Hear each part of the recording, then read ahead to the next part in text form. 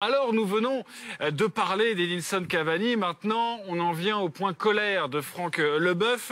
Les erreurs, les attitudes parisiennes. Franck, tu nous as préparé une palette qui concerne notamment un joueur diminué malade durant cette rencontre, mais il l'a joué tout de même, donc on analyse sa prestation. C'est Adrien Rabiot. Oui, Adrien Rabiot qui, s'il était malade, n'aurait pas dû jouer parce que vraiment, il a vraiment pêché défensivement dans son remplacement. Alors, on le voit, hein, il est là, je passe au milieu de la caméra, mais le numéro 25, vous allez voir quand, je crois que c'est Mbappé perd le ballon, vous allez voir sa réaction, regardez sa tête. Voilà, c'est Neymar qui perd le ballon, hop, je baisse les yeux.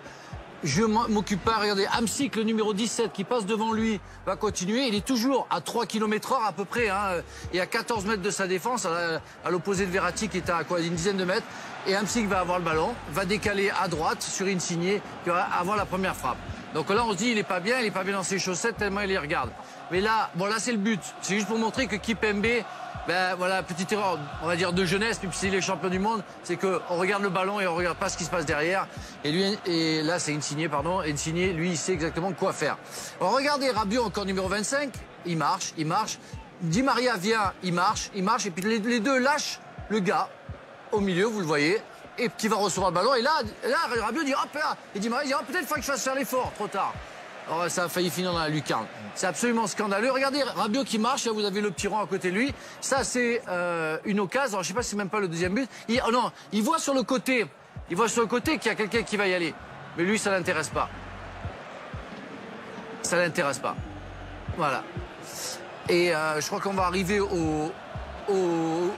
il y a une autre occasion, voilà. Donc, il ne s'occupe jamais de ce qui est défensif et de ce qu'il peut faire défensivement. Il se dit que les autres vont récupérer. Et je trouve ça très dommageable parce que si je passe le garçon, là, on va voir, c'est ça le but. C'est le but, là. Là, il va, il cherche pas à savoir ce qui se passe derrière lui. Ça ne l'intéresse pas. Comme ses collègues ne parlent pas, Kipembe ne parle pas beaucoup et Marquinhos non plus, et ben on se retrouve dans les occasions et là vous avez c'est le but. Enfin, s'il était vraiment blessé, malade, il fallait pas qu'il joue parce qu'on est en Champions League et là on veut pas se permettre international grand joueur parce que c'est un grand joueur. Encore une fois, si j'en parle c'est que je l'aime bien. Si j'en parlerai pas si je l'aimais pas, je préfère ignorer les gens. Mais là sincèrement, c'est pas une copie professionnelle, c'est pas possible.